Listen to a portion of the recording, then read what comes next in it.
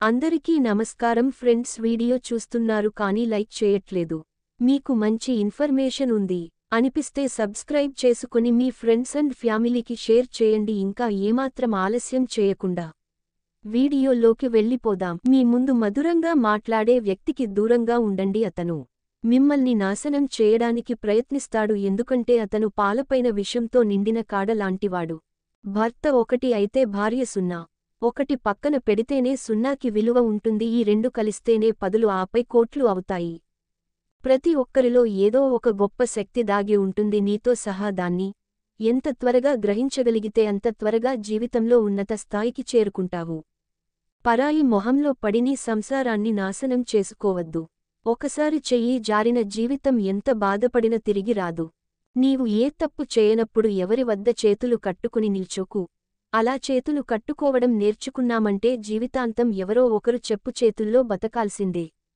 దప్పిక కొన్నవాడికి కిలో బంగారం కన్నా ఒక్క నీటి చుక్క విలువైంది. జీవితాన్ని నడిపించేది ఆశ, జీవితం నాశనం చేసేదే అత్యాశ. ఎవరికి ఏది ఇవ్వాలో ఆ భగవంతుడికే బాగా తెలుసు. ఎవరు ఏది కోరుకున్నా అవసరమైన వాళ్లకు ఎప్పుడూ ఎంత మేరకు వీటిని అనుగ్రహించాలో ఏమాత్రం సందేహించక ఎంతో ప్రేమతో ఇస్తాడు. పరిచయం కొత్తలో ఉన్న ఆకర్షణ పరిచయం పాత పడేటప్పుడు మారిపోవడం సహజం, కానీ ఎంత పాతబడిన పక్కన పెట్టలేనిదే ప్రేమ. తాతకాలికే మరణం, మరణం శాశ్వత నిద్ర. కొన్నిసార్లు పద్ధతులు మార్చుకుంటేనే పరిస్థితులు మారుతాయి. కంటికి ఒకలా కనిపిస్తుంది లోకం, తెలిసినదే ఉందానుకుంటుంది, నమ్మినదే నిజమనుకుంటుంది. ఉన్నదేదీ శాశ్వతం కాదు, నమ్మినవన్నీ నిజము కాదు. మన ఆనందం అనేది మన విషయాలు పంచుకోవడానికి మనం ఎంచుకున్న మనిషిపై ఆధారపడి ఉంటుంది. నిజంగా నిన్ను ఇష్టపడేవారు నీ నుండి ఏమి ఆశిస్తారు తెలుసా? ఏమి ఆశించరు. జస్ట్ మాట్లాడితే చాలు అనుకుంటారు.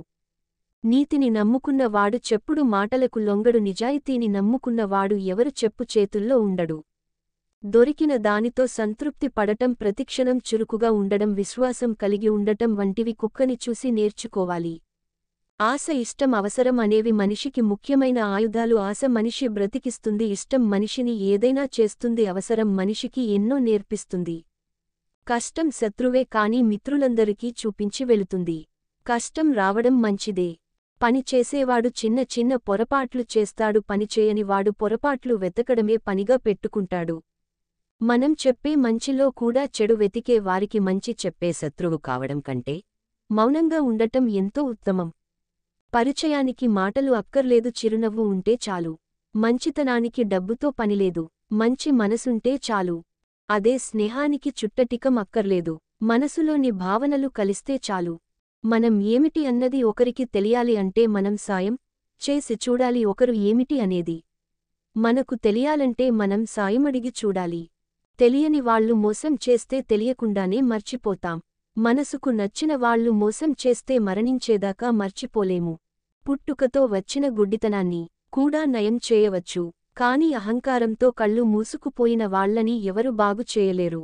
బాధలకు అలవాటైన వాళ్లు అబద్ధాలు ఆడలేరు, సంతోషాలకు అలవాటైన వాళ్లు నిజాలు చెప్పలేరు. సాధ్యమైనంతవరకు అలిగితే ఎందుకు అలిగావనే బంధం ఉండాలి, కాని అదే అవకాశంగా తీసుకుని వదులుకునే బంధంగా ఉండకూడదు. ఇక ఏదైతే నిర్ణయించుకుంటారు మధురమైన జలం తప్పకుండా లభిస్తుంది. అందుకే జీవితంలో కోరిక మాత్రం ఉంటే సరిపోదు, నిర్ణయించుకోండి, అప్పుడు అన్ని దొరుకుతాయి. పాయింట్. బంజర భూమిపై నివసించే వ్యక్తికి మధురమైన జలాన్ని కోరుకుంటాడు, కాని అతనికి అది దక్కదు. ఎవరైతే బావిని తవ్వాలని నిర్ణయించుకుంటారు వారికి భూమిని తవ్వడానికి గుణపం దొరుకుతుంది. కేవలం కోరిక వల్లే అంతా మారిపోతుందా? ఏదైనా పొదగలుగుతారా? కోరిక, నిర్ణయం. ఇంకా ఈ శబ్దాలను మనం మన జీవితంలో చాలాసార్లు విన్నామవునా? జీవితంలో చాలాసార్లు వాటిని పొందాలని కోరిక కలుగుతుంది, కాని భరించే సహనాన్ని పరీక్షించుకోవాలనుకోవడం ఒక మూర్ఖత్వం.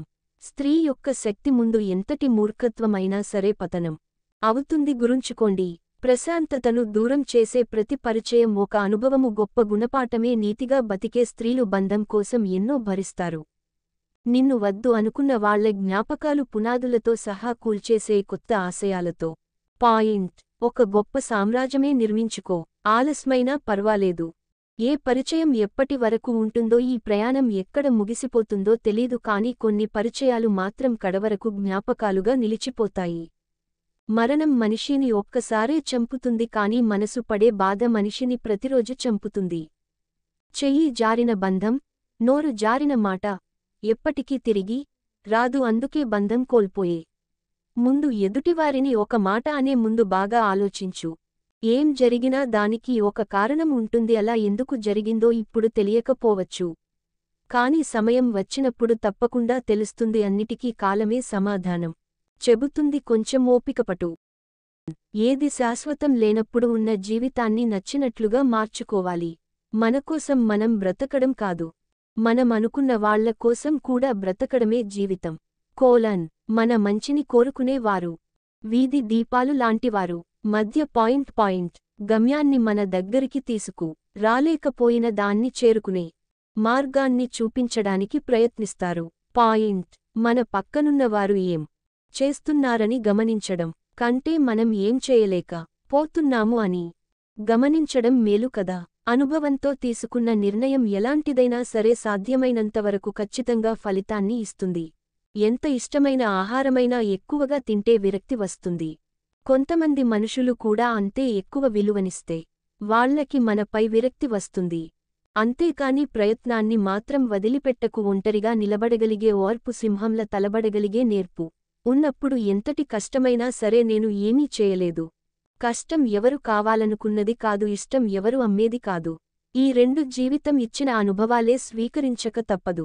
ఒక విధంగా సాధ్యం కాకపోతే మరొక విధంగా ప్రయత్నించు. అప్పుడే చాలా ప్రశ్నలకు సమాధానం దొరుకుతుంది. గాయం చేసిన గతాన్ని మర్చిపో, కాని అది నేర్పిన పాఠాన్ని మాత్రం గుర్తుంచుకోవాలి మిత్రమా. ఎదుటివారి ఓటమిని కోరుకోవద్దు. ఎప్పటికీ చెడ్డవాడిగా మిగిలిపోతావు. ఎప్పుడూ కూడా మన వైపు నుంచి కాదు, అప్పుడప్పుడు అవతల వైపు నుంచి కూడా ఆలోచించడం నేర్చుకోవాలి. జీవితంలో నవ్వడం నేర్చుకోవాలి, నటించడం కాదు, నలుగురిని నవ్వించడం తెలుసుకోవాలి, ఏడిపించడం కాదు. అయినా ఎందుకు ఈ రోజుల్లో నటించేవాడే నవ్వుతున్నాడు సంతోషంగా, నలుగురిని ఏడిపించే వాడే సంతోషంగా ఉంటున్నాడు.